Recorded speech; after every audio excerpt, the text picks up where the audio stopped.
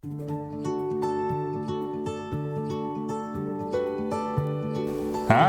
welcome back. Hey everybody. All right, we're having a moment there. We are talking about the first things in the first of the year. The first things being the account of creation.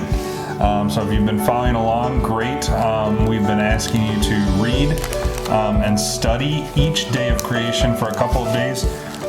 Write down your observations and then come join us as we talk about ours. So we are in day 3. So open your Bibles, turn to Genesis chapter 1, and we are starting in verse 9 for day 3. Yes.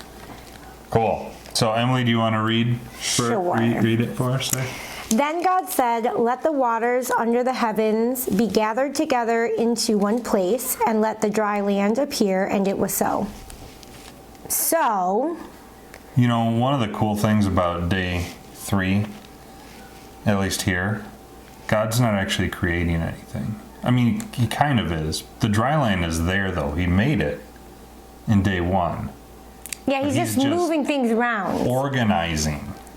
Yeah. God's an organizer. If you're an organizer, feel comforted. God is like you. If you're not and you're like me, you're a fish out of water. I like that it says like the waters, basically you stole the words right out of my mouth, because the waters, he gathered together the waters, and then you could see the dry land. So it wasn't like it was created necessarily. I mean, it was already created. He was just making it visible. Right. I really liked that. Yeah, essentially God is limiting what the waters can do. He's putting edges and borders around the water, and he's setting up, right, his power over nature. He's showing that he has that power over the dry land, over the water, and that's really going to come into play, especially when you get into Noah and the flood, right? God lets the waters go, essentially, and that's what destroys the earth. Yeah, I think it's interesting to note that the earth at this point doesn't look like what it does right now. Right. Because... Right. He's the dry land is in one place, and the waters are in one place. Yep. And our world today doesn't quite look like that because of the flood. Right. So yeah.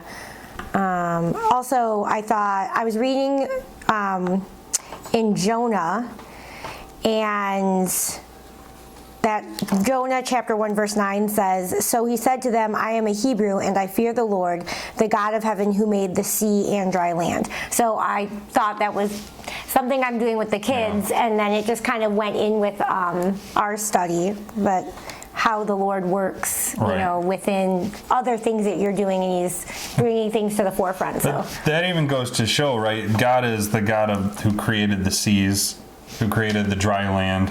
Right. When you look, one of the things I've been pulling a lot out of this the past couple of days is how the pagans viewed their gods in relation to how we view our God. Mm-hmm. And with the water, right, the pagans would see the water as a force to be reckoned with. And a lot of times they had gods that were for the waters, gods of the fish, gods of the waters, right? And you know, where their gods they see their gods as a force to be reckoned with, water is a force to be reckoned with. God is saying, no, I am the force that controls it, right? He's continually taking those pagan beliefs and going, let's erase that because it's garbage. yeah, very cool. Ready for verse 10? Sure. Okay. Verse 10, "And God called the dry land earth, and the gathering together of the waters he called seas, and God saw that it was good." I thought it was really cool to see that God names, like the dry land, and he names the water. Right. So like the dry land he named earth, and the water he named seas. So, because later on we're going to see that he doesn't do the naming. Yep. Don't want to give away too much, which most people should know, but. Right, but that again goes back to the previous, right, how the naming is God showing his authority over it. Right. When he's doing that, he's showing his authority. And then later, we'll see when Adam is naming, God gives Adam the authority over the creatures, which is why Adam gets to name them, because he has authority over them. Right. So that's really kind of cool. The differences between the verses too, right, where he says God saw, and how the verses are very similar, but he says God saw in one, and then it was good. Yeah. In the next verse, but really reiterating the same thing. I thought it's an interesting comparison of the two, right? God saw it, and then after he saw it, he announced it was good. Right. I thought it was something to point out that in the previous day, day 2, God doesn't say that it was good. It's not until day 3, after the waters have been collected, after the dry land has appeared, after the earth is now prepared for life, that it is good. Well, he said it was good on the first day too. Yeah. Oh yeah, he does on the first day, but he skips the second day. Yeah, it's an interesting thing that he skips the second day. He skips the second day because the second day he just is like a prequel. He's setting it up, and then day 3 he finishes it. And now that the earth is ready for life, it is good. So, verse 11? Yeah. Okay. Then God said, let the earth bring forth grass, the herb that yields seed, and the fruit tree that yields fruit according to its kind, whose seed is in itself on the earth, and it was so. So I think it's important to note that the Lord is mentioning according to its kind, right? Because we think, oh, he sprouted one thing up here and one thing up there, but really it was according to their kinds. So, like the pine trees or whatever, right? There's all different kinds of different pine trees, or like our Christmas trees, right? They're all different kinds of those trees. Right. I guess because you're going to see this phrasing according to their kind show up multiple times. There's a reason for that, and really the according to this kind, what that phrasing means is it's a species, if you will, that has the ability to reproduce within itself. Right, it's not. You brought up the great idea of the pine trees, right?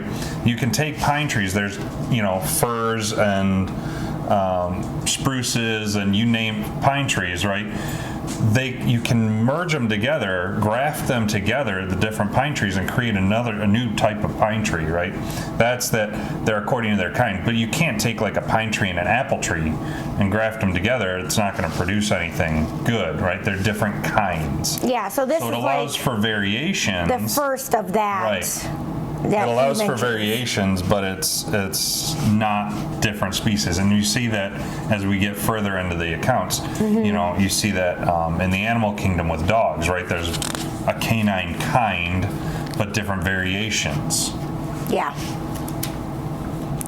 So I thought it's really interesting to point out here that we're in day 3, and the first 3 things that are created is you have time, space, and earth are created within the first 3 days, and that's really the essentials of everything that is needed for life to exist, for life to be here. And only after all 3 are created can vegetation appear, right? If you notice, the sun hasn't been created yet, right?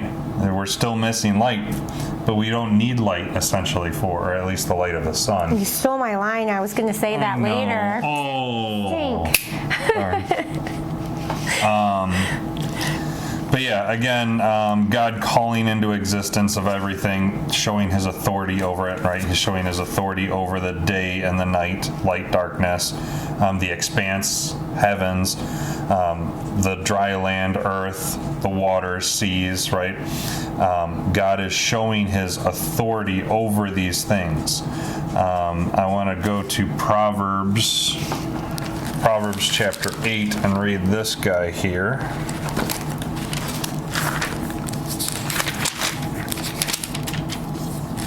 Eight what? Proverbs 8:22 through 31, which reads, "The Lord possessed me at the beginning of his work, the first of his acts of old. Ages ago I was set up at the first before the beginning of the earth. When there was no depths, I brought forth. When there were no springs abounding with water. Before the mountains had been shaped. Before the hills, I was brought forth. Before he made the earth with its field, or the first of the dust of the world. When he established the heavens, I was there. When he drew a circle on the face of the deep, when he made firm skies above, when he established the fountains of the deep, when he assigned to the sea its limits, so that the waters might not transgress his command. When he marked out of the foundations of the earth, then I was beside him, like a master workman. I was daily his delight, rejoicing before him always, rejoicing in his inhabited world, and delighting in the children of men.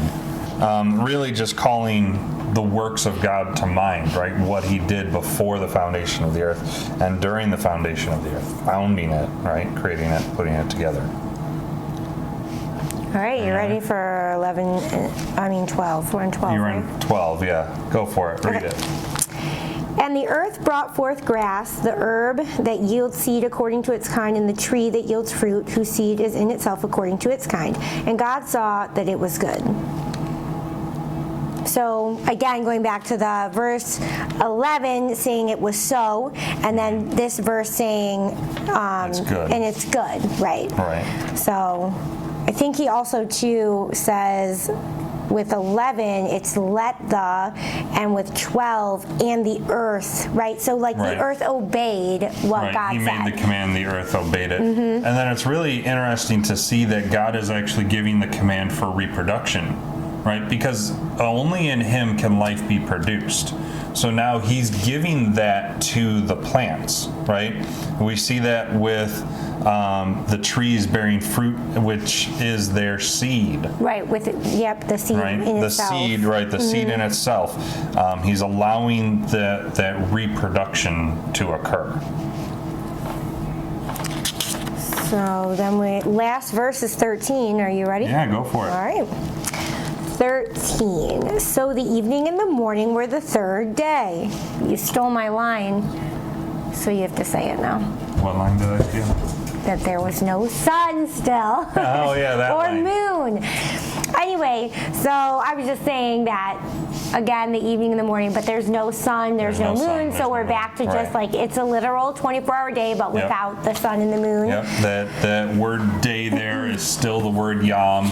It's still referring to a 24-hour day. We're not doing anything crazy. There's no like thousands or millions of years, billions of years that pass for this to happen. God says, and it is done. So now we have the earth, the dry lands appeared. Vegetation is we there. got stuff on it. Yep. Just a couple more days and we'll have this done. Maybe. All right, cool. So get ready for day 4. We're going to post the reading of that on our Facebook. If you're following us there, great. If not, hop over to Facebook so you can see what's going on there.